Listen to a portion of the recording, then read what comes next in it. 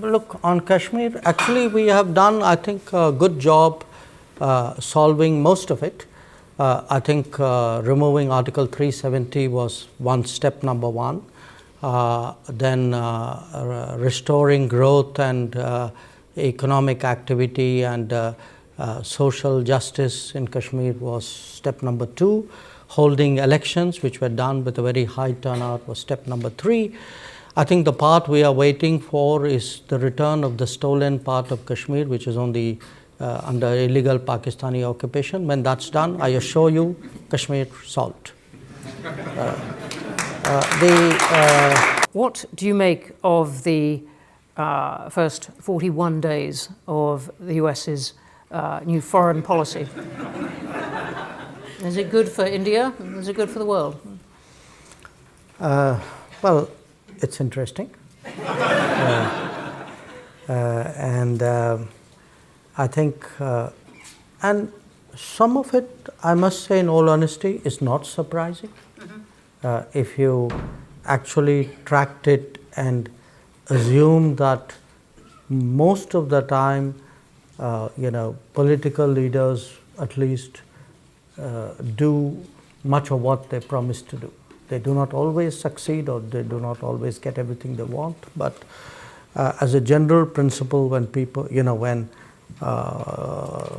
political forces or political leaders have an agenda, and particularly if it is one which they have developed over a fairly long period of time and have been very articulate, even passionate about it, then I think much of what we have seen and heard over the last few weeks was to be expected.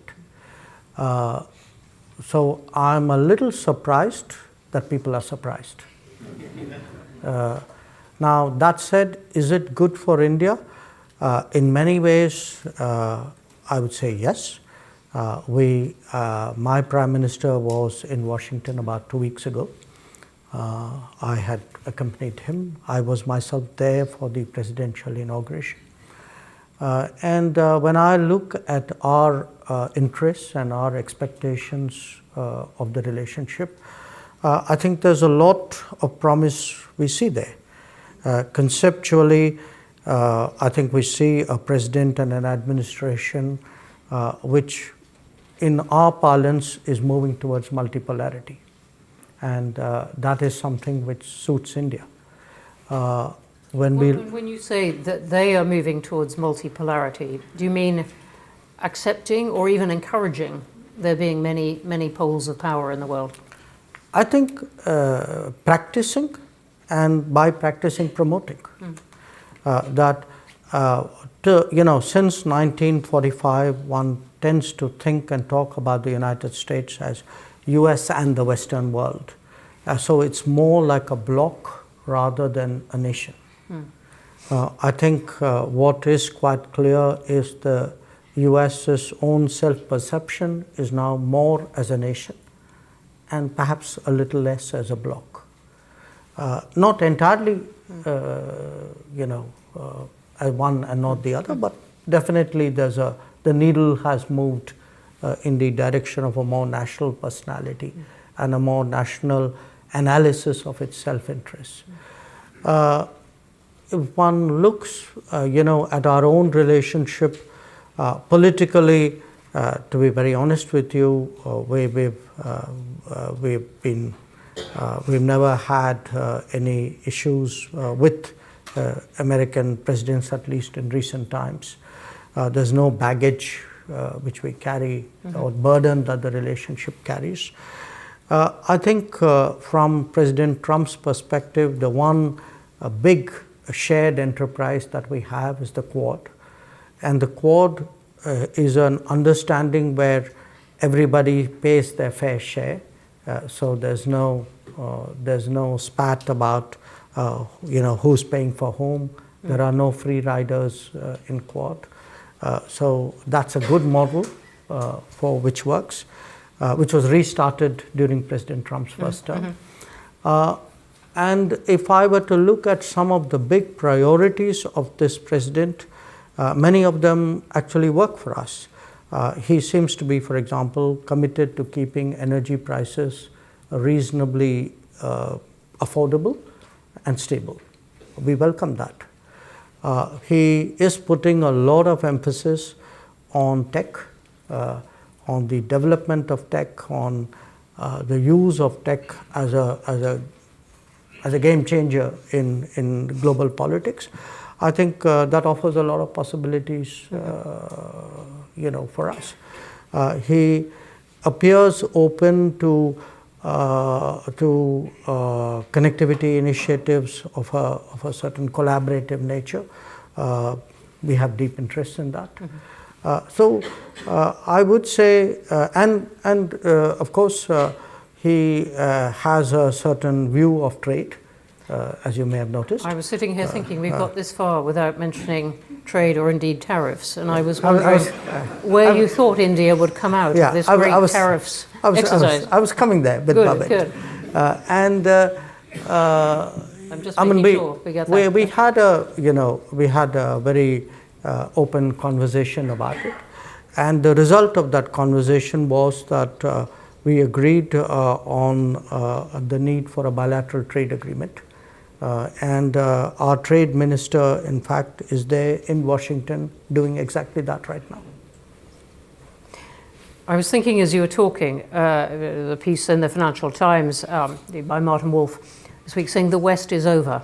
Do you think that's right? I wouldn't put it so sharply, but I would say today there are clearly, American interests are more sharply defined. And I suspect so are European interests. I'm not sure where exactly Britain is, probably non-aligned between the two. But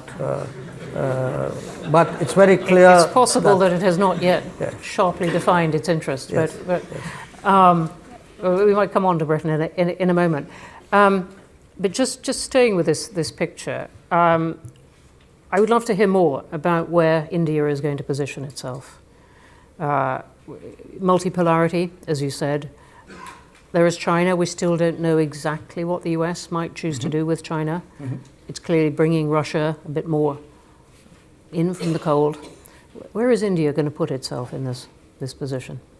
Vis-a-vis the US or vis-a-vis US and China, yes. All this is shifting. Look, our endeavor, at least for the last decade, has been to try to see if we can actually develop all the big relationships in a way, and the non-big relationships as well. In parallel, we understand that each one of them is different. Sometimes the issues are different. I'm not saying that it means being equidistant or behaving the same with everyone. I think in each case, it has to be customized, it has to be assessed. And then you look at, what are the advantages and what are the challenges and what are the benefits and what are the risks, and you arrive at a certain position or equilibrium. And if we can do that successfully with all the major powers and groupings, that actually puts you in a much better position in a world which we could see was heading towards multipolarity.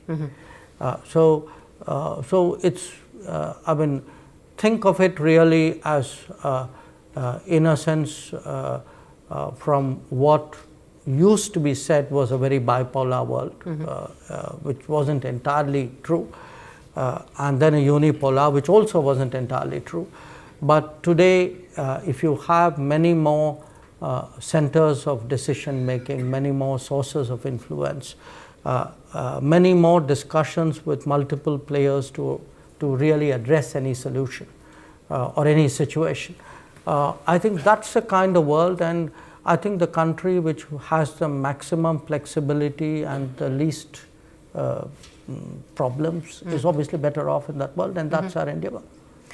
That's a really interesting point. I remember you saying on the platform at the Munich Security Conference, not this year, the big J.D. Vance year, but last year, you were on the platform with Antony Blinken, which seems a long time ago. And you were saying, well, look, we're going to trade with Russia to some extent, oil and some military support, and we'll trade with you. And he looked, meaning the US, and he looked startled at that. But that is the kind of flexibility you're talking about. No, I don't think, to be fair to him, I don't think he was startled. I mean, by that time, we'd been doing it for some time. Yes. Maybe not surprised, but still. I'm going to stick with startled for the directness of your position. You know, look, we've always been very honest about it. We've been honest about it, and I must say, even in 2022, we had discussed it at some length with the American administration, and I say this to their credit. They were also quite understanding about it, because you know, one issue which has been in a sense distorted, the whole energy trade. The fact is that after 2022, you did not want the Ukraine conflict to trigger a global energy crisis. We did not want to see global inflation, and which meant that somebody had to buy Russian oil if the oil markets had to be kept at a decent, at a reasonable price. So I think there was an understanding about the need for that, and in fact, I remind people, that was one of the reasons why there was a very conscious decision not to, mix that trade with sanctions. Mm-hmm. So I think people have been very sober and very, I would say, sensible about insulating the global economy from that particular aspect. So we've been very, honest about it, because I would rather tell our partners and the rest of the world up front what we are doing. I see no reason why we should be, less than direct in any way. What about the BRICS? What would India like the BRICS to be? Economic grouping or ideological one? What's the value of it going to be? Look, it's hard to put a label on it, and we all like putting labels. I mean, that's what we do for a profession. I mean, that's why you have you do what you do, and I do what I do. But some things are not so easily defined, and BRICS is one for this reason. I can't say that it's, I couldn't put an ideological label on it, in the sense, if you look at the BRICS members, even the original members, we are a very diverse group. We are an exception to the normal rules on which groups are formed. I mean, normally countries who are proximate geographically to each other or have some particular shared history or some kind of ethnic or linguistic commonality. This is normally the basis to create a group. Now, BRICS defies all those assumptions. So it's not like the Commonwealth, it's not like the NATO, it's not like the G7. It's not like anything which had been conceptualized earlier. What it had, I mean, if I were to really look at what brought BRICS countries together, it was a sense among very major powers that they were not getting their due place or due share of global conversations and decision making, and they would be better off if they came together and then, shall I say, sent a collective message. So that is how BRICS started, and since then I think clearly they must be doing something right if so many countries want to join BRICS, and so many countries actually have joined BRICS. So we've had an expansion from the original 4. South Africa joined, and then it has become a double-digit membership in Joburg in 23, and in 24, last year in Kazan, we also added dialogue partners, the concept of dialogue partners. So, so the group has grown. Yes, we do discuss economic issues. We also discuss political issues. It's not like we don't. So I wouldn't straitjacket it. I wouldn't. It's, as I said, it's hard to find a single adjective which would do BRICS justice. Do you see a role for India in acting as an intermediary in any of these current conflicts? I'm thinking of the role that Saudi Arabia has taken on in at least bringing the US and Russians together in Riyadh. India has been carefully not committed itself on Ukraine, but do you see a role for India in this?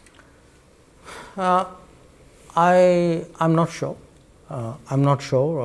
I'll only tell you what we have been doing so far. It'll be hard for me to predict what could happen in the future. We have been one of the few countries who have been regularly talking to both Moscow and Kiev at various levels. My Prime Minister has been talking to President Putin and to President Zelensky.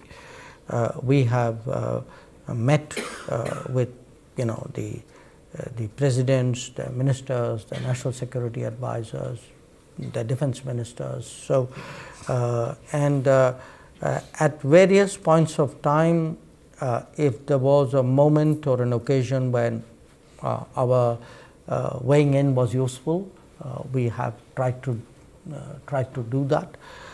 Mostly, it has been very specific. For example, in the summer of 2022. At that time, the Black Sea grain corridor was sought to be constructed, and there were some hesitations in Russia. So a few other countries approached us to, including Turkey, which had the lead, to press the Russians on that. We did that. When the Zaporizhzhia nuclear plant came under firing, we actually were approached by the Ukrainians to pass messages on to the Russians, which we did, and they had something to say, which we communicated back. We worked a little bit with Mr. Grossi in IAEA on that.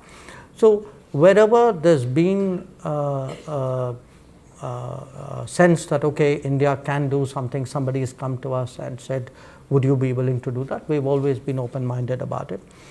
To the extent we proffered advice, we have largely done that in the privacy of a room. We have spoken our mind to both countries, both leaders. Our view has been that they need to do direct negotiations. That's been our consistent position. We have never advised them what should be the format and what should be the terms of the negotiations. That is their business. But if, and I would say this, every time we've had a significant and useful conversation with either of them, we have taken the approval of President Putin to share this with the Ukrainians and President Zelensky to share it with the Russians. So we have kept that going. But beyond that, as I said, we have never, it's never been up, we haven't done a peace plan or, put out a particular view. We don't think that is appropriate. I think this is an issue where the parties involved have to decide for themselves. And we also understand the stakes that Europe has in this matter. We understand the interest which the United States has in this matter. We hear it from the Russians that they too feel that there are other parties to be engaged. So I think we have done whatever was the right thing to do in the most helpful manner, and will continue to do that. Let's come on to the relationship with the UK. You saw the Prime Minister yesterday. I believe you're going to Belfast and Manchester tomorrow. You've seen David Lammy today. Is that right? Yes, yep. I saw. I was with him yesterday as well. Lots of David Lammy. Right. Where does this stand? And let's start with the free trade agreement. I was in fact, the last time I saw you in your office in Delhi 18 months ago, and there was a great buzz around, was there going to be signing of the deal then? Would Rishi Sunak come over? Could he tuck in the cricket as well? There's a whole fuss around it. Then 18 months goes on. Is it intellectual property on pharmaceuticals? Is it visas again? Where is this? I think some progress has been made in the negotiations. I mean, first of all, let's understand this is a negotiation, and negotiations, and it's a serious negotiation because when you do an FTA, you're really locking in your country into a long-term arrangement with another partner. So you don't do that in a hurry. You don't necessarily, you don't do that frivolously. So there is a lot of homework. There are a lot of forward projections made of what are the benefits and what are the costs. So it's a fairly complicated process. It's not just like going to a shop and buying something. So given the complexity, to me, it's natural that it would take time. We were discussing upstairs how this can burn up decades of people's lives. I'm not sure I think it should take decades. I mean, with the EU, we are into our third decade. It's not experience I recommend to anybody else. But we would like to accelerate this. I got a clear message. I also met Secretary Reynolds. So I think from Prime Minister Starmer, from Foreign Secretary Lamy, from Secretary Reynolds, I got a consistent message from all of them that the British side is also interested in moving it forward. We had a round last month in February in Delhi when Secretary Reynolds was there. We remain in touch. I had a few points to convey on behalf of my concerned colleagues as well. So I am cautiously optimistic that it will, the pace will quicken. Hard to say when it would come to head, but I certainly, would hope that it doesn't take that long. And in the broader relationship with the UK, how do you see that changing? Well, look, if we actually do conclude the FTA, which I'm optimistic about, I think it will have not just an economic or a trade impact. I think it would have a larger relationship impact. I think people will see many more, they would be encouraged to explore a lot of other possibilities. And there are possibilities. I mean, I give you an example. We've had a British university actually open a campus in India. Now, that's a big deal. It's a big deal because when we have a few successful cases, these numbers would grow. Now, we've allowed foreign universities, we've opened up the education sector to foreign universities fairly recently. If you look at the numbers, I mean, we have today about 1 million plus, maybe 1.25 million Indian students studying abroad at any given time. There would be at least twice that number of people who would have been interested and had they had an opportunity would have liked to explore that. And in addition to that, there would be many others if they saw instead of them going out, they actually saw the universities coming to their homes or close by, they might be interested as well. So I can think of the education sector as a completely new area which would open up. So when you have something momentous happen in a relationship, I think it will have a ripple impact on a whole lot of other sectors. I see that similarly we are considering making some significant changes to our nuclear policy, including amending our liability legislation and also contemplating the possibility of private sector operators in the nuclear field. Now, that too is a potential area of collaboration. I could give you a whole lot of areas. Now, I think many of these are waiting to happen. We need, something like an FTA would provide that sort of tailwind, which would It'd be quite wrong for me to ask you in detail everything the Prime Minister said, but nonetheless, what is the stumbling block at this point on the FTA? And there is no such stumbling block. Look, if there are negotiations sector by sector, I mean, let me say this. I mean, pretty much everything I have read about the FTA in the press is inaccurate. So people often claim... So visas are not a problem, and no, pharmaceutical IP is not a problem? It's good you asked me that. Yeah. Visas have nothing to do with FTA. I mean, the only visas the FTA is concerned with are the visas for intra-corporate transferees, which is business people going to take up jobs in their particular branch of the same business. So I saw these stories or these reports that somewhere there are visa demands. That's not the case.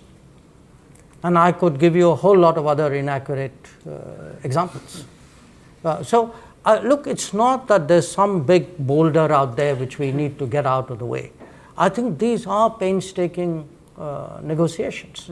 And they are painstaking because, as I said, these are serious commitments which are being made, which have economic consequences, which will affect the lives of people in a way. So I think there is a sense of responsibility with which negotiators go about that business.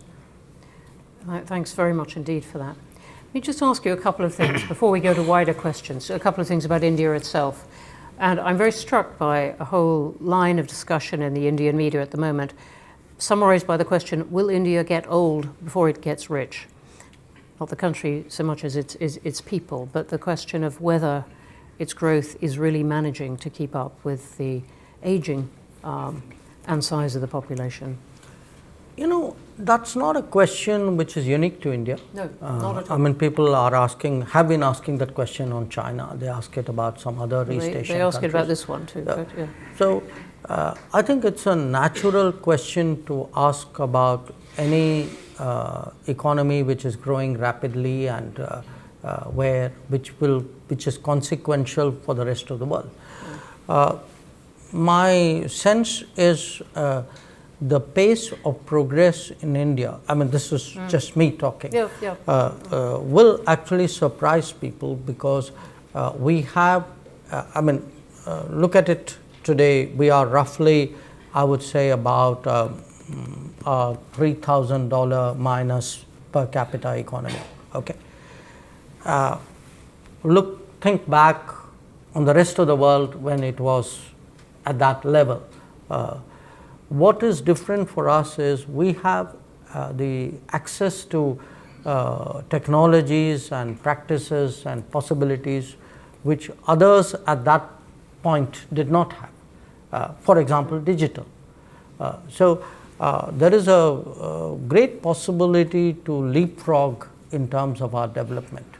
I think I'm pretty sure that the growth of India will follow a pathway or a trajectory which would not be taken by any significant economy before us, simply because many of those possibilities did not exist for those economies at that time. I press you on it because so much hope has been attached to India's development, its trajectory, as you said, and yet there are a lot of questions about whether that can continue, or, as you said, leapfrog. No, I don't think any of us doubt that it will continue. I mean, we are fairly sanguine that we have multiple decades of growth at, let's say, 7% ahead of us. Naturally, with urbanization, with prosperity, there are demographic consequences to that. That's a universal rule. Why would we be an exception to that rule?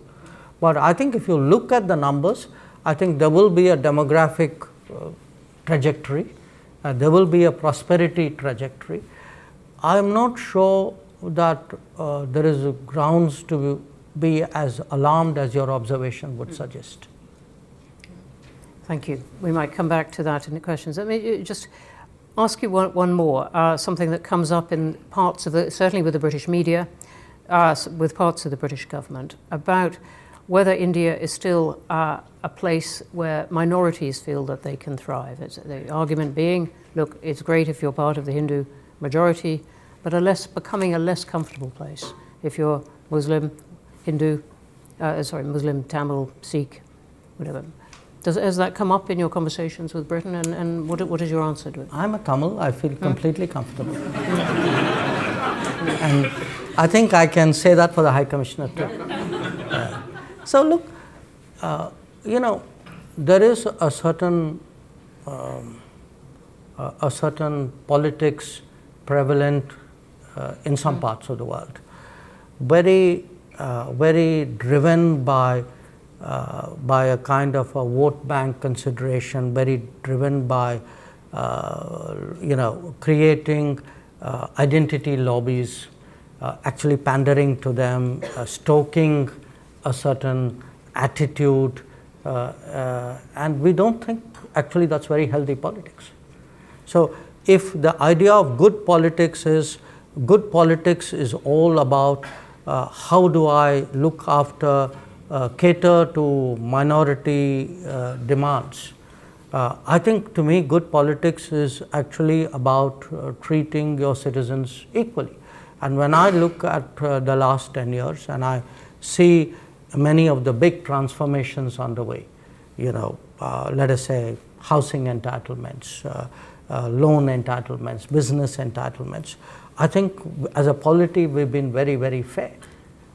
And to me that kind of tokenism is actually very destructive politics. So I would actually dispute the idea that somewhere that's an ideal to which we should all aspire. I think that is a model which we actually reject.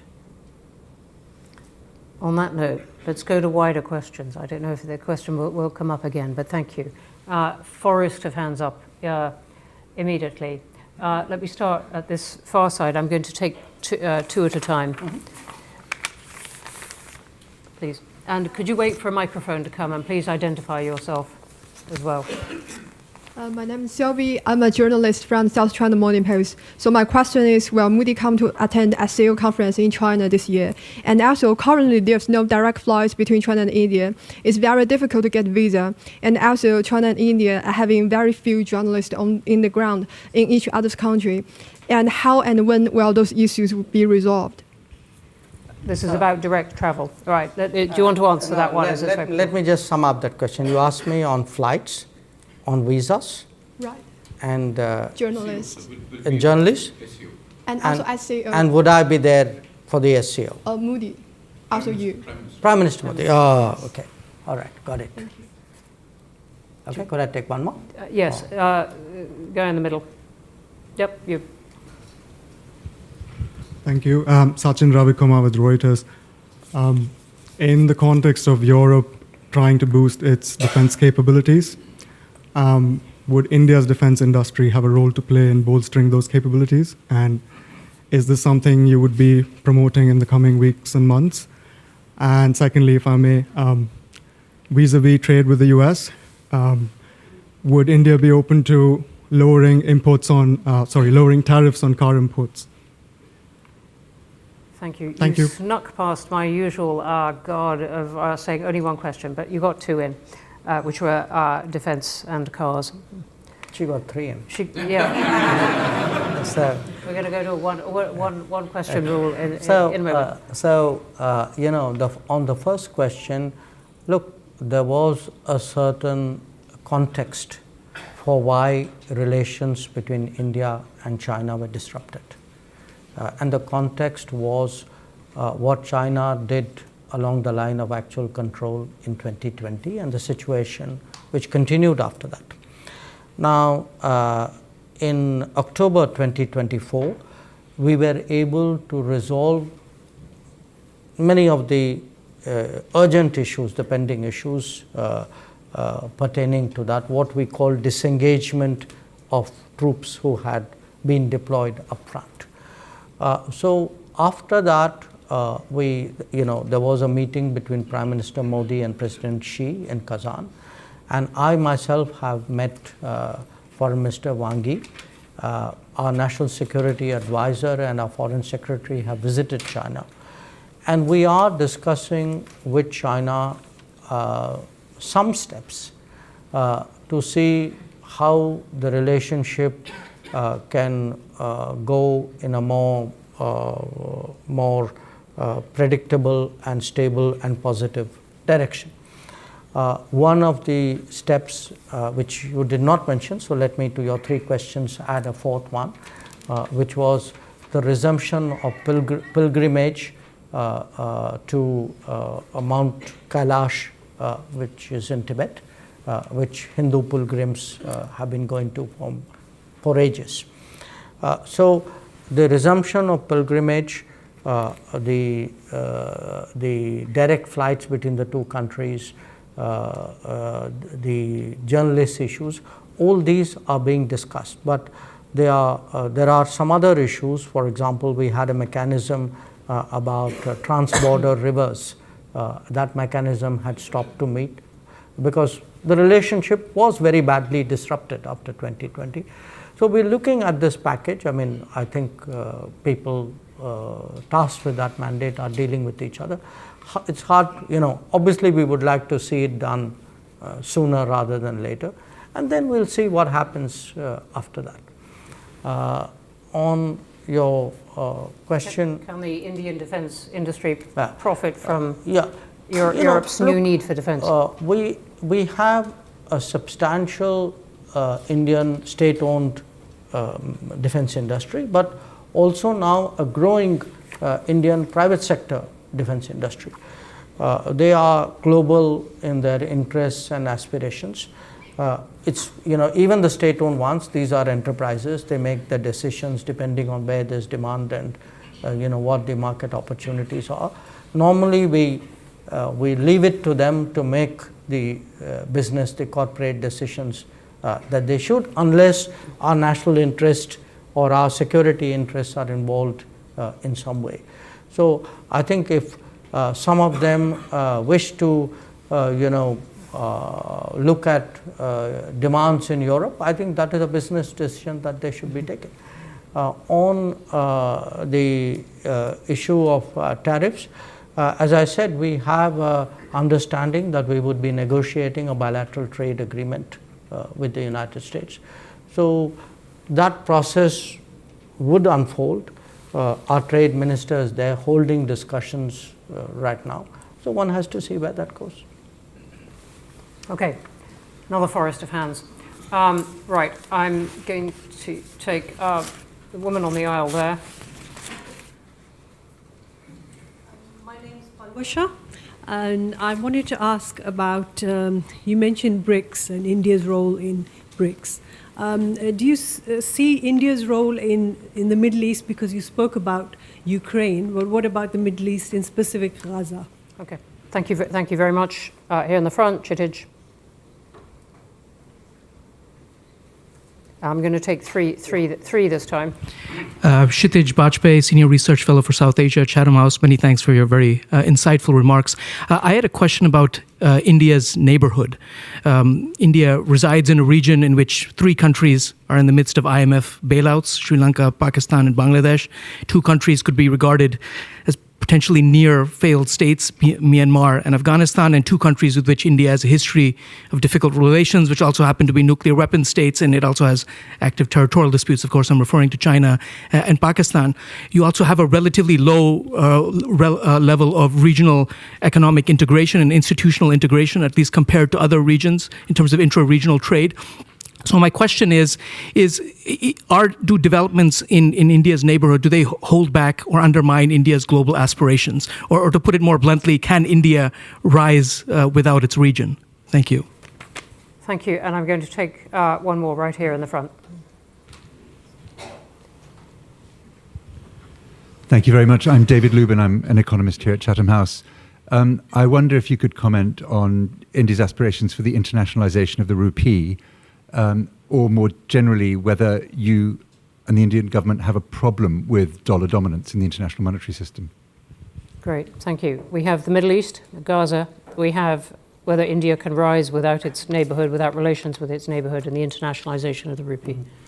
On the Middle East, obviously we have significant interests. I mean, depending on how you define the Middle East, if you were to include the Gulf in it, we would have more than 10 million Indians actually living there.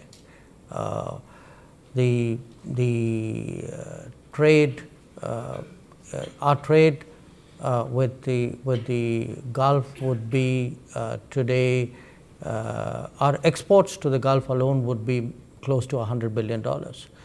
Our trade with the Mediterranean is close to $85 billion. The Mediterranean has almost 500,000 Indians living in the littoral states of the Mediterranean. So if I were to, and if one looks at the footprint, the economic footprint, I mean, whether it's the Mediterranean countries, whether it's the MENA countries, whether it's the Gulf, I mean, there isn't a country where there isn't today some kind of significant Indian project, business, infrastructure, activity. So yes, we would like to see a stable, safe, prosperous Middle East, but we do understand, I mean, right now the situation is very complicated. Again, we have a position which is obviously, in my view, very objective and balanced. I mean, we do condemn terrorism and hostage taking. We do believe that countries have a right to respond to that. But we also believe that humanitarian law should be observed when undertaking operations. We do think there's an urgent need to get relief and rehabilitation done in Gaza. And we strongly advocate for a two-state solution. So we have I would say, a broad spectrum but consistent and, in our view, an objective position about it. Again, if there is and Indian peacekeepers, by the way, are deployed today both in Lebanon and in Golan Heights. So if there is some way or something we should be doing, we are open to looking at it. We have been engaging, pretty much all the players: Israel, Egypt, Jordan, Lebanon, Saudi Arabia, the Gulf countries, on that. So, but our sense right now is really it's largely the countries in the region who have the initiative and the United States. So if there are countries who have that initiative and doing something, it's good that they are doing something. So but our interests are that there's some kind of lasting solution found to the crisis. On your question, Kshitij, about the neighborhood, again, there are a lot of things happening on the ground. This may or may not fit into a theoretical construct. For example, if one looks at connectivity, and by connectivity I'm talking here of roads, of waterways, of electricity grid connections, of fuel supplies, of movement of people. In fact, the last 10 years has seen an extraordinary pickup that whether it's Bangladesh, whether it's Nepal, even Myanmar, that every one of these countries today in some form, compared to where they were 5 or 10 years ago, are either importing or exporting more energy, are trading more, are seeing a much greater flow of wagons, buses, people, you name it, much more goods transiting through countries or to countries. So in many ways, actually, on the ground, the real economy is experiencing a very, very profound change. Now, in terms of regionalization, perhaps in a sort of a conceptual way, it may not be that visible, but then do bear in mind when Sri Lanka had a very serious financial crisis, while the rest of the world largely sat on its hands, we actually came forward with a package of more than $4 billion, which was almost twice the size of the IMF package. So, and if you go rewind a bit and go look even at the COVID, between that region, like any other region, has had a COVID crisis, it's had a Ukraine crisis fallout. There have been issues coming out of the global economy because it relates to your question about availability of dollar, trade issues, liquidity crisis. We've actually stepped forward for pretty much every neighboring country, whether it was supply of vaccines, whether it was supply of food grains, whether supply of fertilizers, supply of fuel, and as I said, in Sri Lanka, actually a huge economic package. So we do see today a regional responsibility. We do believe that our neighbors must do well, and that their prosperity and our prosperity are linked, and we think our own growth could be a lifting tide, is a lifting tide for the rest of them. But while we are a larger economy and by and large we are generous and non-reciprocal, we have interests like any nation. So we also expect our neighbors to recognize that and to cater to our sensitivities as well. So I'm not saying that it has to be an equal give and take, but there are gives and takes. And I think just like we have a responsibility to our neighbors, I think our neighbors also have a responsibility to us. The third question, the rupee. Internationalization of the rupee. We are clearly promoting the internationalization of the rupee for the very simple reason that we are actually promoting the globalization of India. There are more Indians who travel out. There are more Indians who live abroad. India's trade, India's investments, India's tourists have all grown. So along with that, the practice of using rupee will also grow.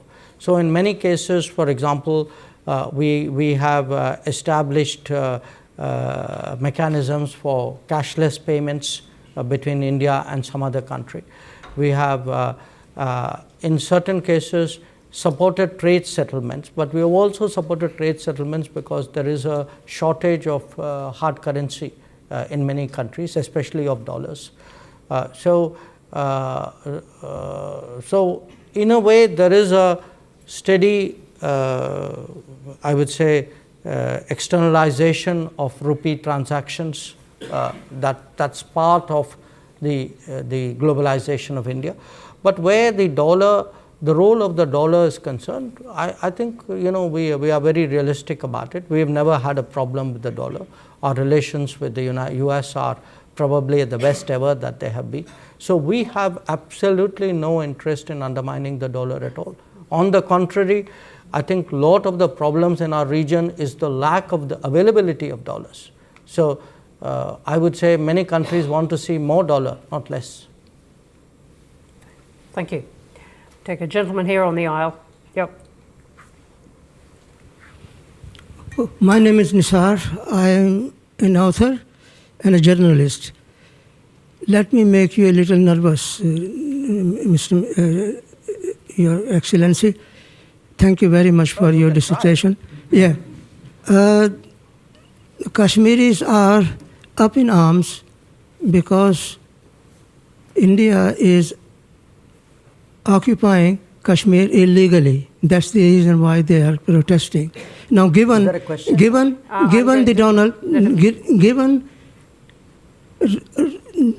Mr.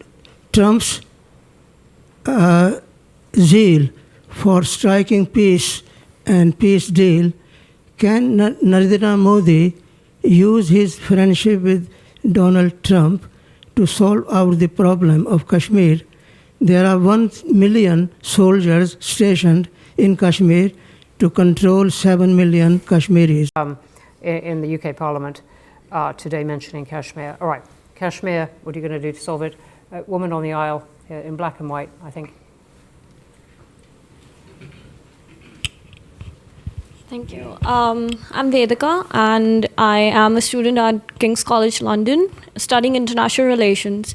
So my question is that when we talk about Global South aspirations, and at the same time we talk about India and China's rivalry, so sometimes because of this rivalry, the Global South aspirations are somehow diluted. Do you think this rivalry can sort of reduce the impact of the Global South in the larger context? And what measures can Indian foreign policy and the decision makers take to make sure that this does not happen? Thank you very much indeed. And let me add one from online. Ishan Devala, Do you see an opportunity for better relations with China in a multipolar world? Which relates to that last one. Everyone online, you're asking terrific questions, but they're really long. They look a bit like essays. Really good points. That was a nice short one. We have Kashmir. What are you going to do to solve it? We have our global south losing impact or not, diluted impact or not. And we have détente, the word used with China. Oh, okay. Look, on Kashmir, actually we have done, I think, a good job solving most of it.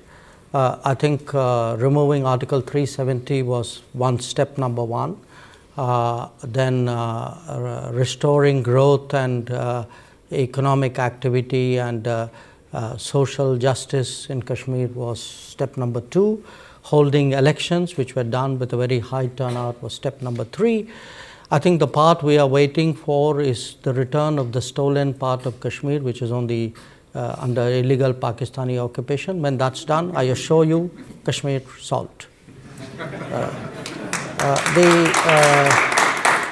The second question, Global South. You know, look, there are different ways of looking at it, and I give you a perspective. What do countries in Global South largely want? They want more options. They want more experiences to compare, relatable experiences. They would like to get into relationships which actually help them build their society on a sustainable basis.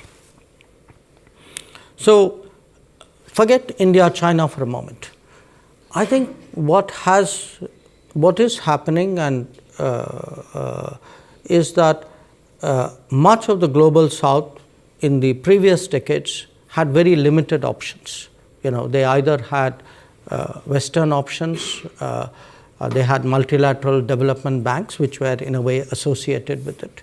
Within the Western options, they had maybe some subsets out there. Then at some point, they had Soviet/Russian options. Then you had a set of China options. Now today, if there are Indian options, I would argue that actually it's better for the Global South. It's not worse, because they now have many more possibilities to choose from. They will be in a position to evaluate which of these options and which of these relationships somewhere fit into their growth aspirations. And I can certainly say, you know, where India is concerned, we have today projects in almost 80 countries of the Global South. We have delivered actually about 600 significant projects in the last many years. And I do think that by doing so, I mean, obviously the partner country is benefited, but it also strengthens the hands of the partner country in dealing with other relationships. So I would not put this negatively at all. In fact, just like I say for India's positioning, a multipolar world is helpful, I think for Global South as well, I think a multipolar world is helpful, and it actually increases their negotiating ability. The last question, you know, what kind of relationship we want with China. You know, look, we actually have, by any standards, a very, very unique relationship. I mean, first of all, we are the only 2 billion plus populated countries in the world. We have, both of us, a very long history. We've had the ups and downs in our history. You have today both countries on an upward trajectory. And here's the challenge. And it so happens we are actually direct neighbors. So the challenge is this, that when any country rises, its balances with the world and with its neighbors obviously change. Now, when two countries of this size, this history, this complexity, this consequence rise broadly in parallel, and obviously they have an interplay with each other, I think the issue is how do you create stable equilibriums and then transition into the next set of equilibriums, or next phase of equilibriums. And we want, a stable relationship, but we want a relationship where our interests are respected, where our sensitivities are recognized, where it works for both of us. So I think that is really been the challenge in the relationship. And obviously, for us, because of the border, for us, the management of the border, the assumption for the last 40 years has been that there must be peace and tranquility in the border areas if the relationship is to grow. If the border is unstable or is not peaceful or is not tranquil, obviously it will have consequences on the growth and direction of the relationship. Mm-hmm. Okay, let's just squeeze in a few more hands than ever. All right, I'm going to the gentleman right in the middle who's been very patient. Anis Nasser, retired banker. Dr. Jaishankar, one huge question for you. A lot of talk has been emanating from BRICS group to replace dollar and have its own payment system. Do you think, in view of fast-changing demographic in respect of politics and economics, is this likely to happen in the next 5-10 years? Thank you very much. I'm going to go to Ashish Goyal right on the aisle here. Ashish, if you can wait for a microphone to come to you, which is coming now. Have you got it? Brilliant. Thank you. Thank you, Dr. Jaishankar, for your thoughts. I'm Ashish Goyal. I'm a global macro investor. I'm going to continue on this dollar theme, actually, because you spoke about the idea of multipolarity being a good thing, and that's where we are headed towards. So why not multipolarity of the dollar, as in the sense currencies across the world, payment systems across the world? And just one perspective is that if the US did not have the dollar reserve status, by now you would have trashed the currency, because look at the fiscal deficit, look at their external deficit, all of that. So I understand that that's been the stable guiding force for the last 80 years. But I think going forward, India needs to prepare itself for a multipolar world, even in the dollar settlement system or the currency system in the world. So would love to hear your thoughts on that. Thank you. Okay, there's those two. And then I'm going to just take a different tack, because there really are quite a lot online about human rights. I'm going to say from Hamad Safraz saying, and he's speaking for many here online, India has positioned itself as the world's largest democracy, but concerns about its human rights record have been growing.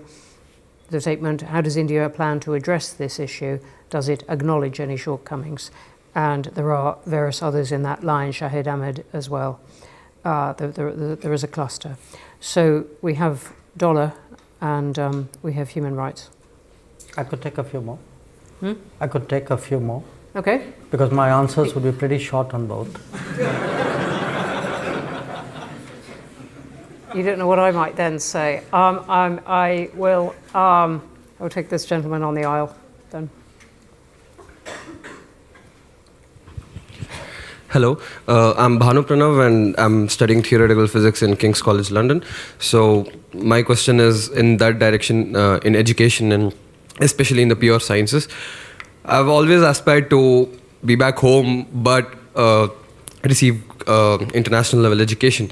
So what are your thoughts on us reaching out into the world more accessibly and India becoming a center for global level research, especially in the pure sciences? Okay, let's take those. No, because we need to stop at 7. Thank you for your generosity, but we actually in respect of the. So we can close with this, right? With these batch, yeah. yes. Okay. Yes. Look, I take the two dollar questions together. As I said, first of all, I don't think there's any policy on our part to replace the dollar. As I said, at the end of the day, the dollar as the reserve currency is the source of international economic stability. And right now, what we want in the world is more economic stability, not less. Now, obviously, there are, I would also say, in all honesty, I don't think there's a unified BRICS position on this. I think BRICS members, and now that we have more members, have very diverse positions on this matter. So the suggestion or the assumption that somewhere there's a united BRICS position against the dollar, I think is not borne out by facts. And I'm, again, to me it's kind of deterministic that if there is multipolarity has to translate itself into a currency multipolarity. It doesn't have to. Again, even when I was explaining multipolarity, my point was that if there are multiple players, it's not that India's relationship with each player is the same. There are different considerations in each relationship. For us right now, we think that the United States, as really in many ways, clearly the largest economy in the world, in many ways the almost the fulcrum or the key player in the global international architecture. Our own relationship is growing. It's very positive. We do believe today that working with the United States and strengthening the international financial system, economic system, is actually what should be the priority. So I think that both a strategic assessment as well as our sense of what is required today by the international economy will really guide our thinking on this matter. On the human rights concerns, look, I think a lot of this is political. It is political because, political is not necessarily a bad word. It is how people express their desires for their country. Allow me to complete. We have been, for political reasons, at the receiving end of, a lot of, I would say, expressions and sometimes even campaigns on human rights. We listen to it. If we're not perfect, nobody is perfect. There can be situations which require redressal and remedy. But I would actually argue that if one looks around the world, to be very honest, I think we have a very strong human rights record. We as a democracy, as a credible democracy where people still have faith, and in fact growing faith in that democracy, where actually representation has broadened in every conceivable way over the last many decades, where the state has been very fair in terms of treatment of its citizens. I think any sort of sweeping concern on human rights is really misplaced. I don't see justification for it at all. And the last question on global level research. Today there is a big sort of spurt, I would say, in the innovation culture, in the startup culture in India. We also have a lot of global capability centers. In fact, I think about 40% of them globally are actually located in India. My sense is in the coming, say, 5 years, I actually expect to see both at an enterprise level as well as in terms of our own entrepreneurial tendency. I expect to see a much more energetic innovation and research culture. This is quite apart from what the government is doing. We have set up a National Research Foundation.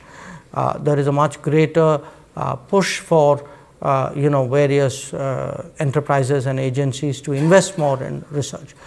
There are some standout sectors. Space would clearly be one, where you can see really what has been a very youth-driven, often I would say almost outside the government innovation, which has paralleled what have been enormous steps taken by the government-led program as well. But it's happening in a whole lot of other areas. And I think for young people in India today, there are possibilities and opportunities out there which probably didn't exist in the previous decade. We are going to have to stop there. There was a forest of hands up. There are loads of great questions online, very few which I could squeeze in, but many of them thought-provoking, some of them charming. I'm looking at Raghu Ramachandran saying, what is your personal desire or vision for the world in the next 25 years, which I didn't bring in. You might have to wait for your next book. Everyone, can you join me in thanking Dr. Jaishankar?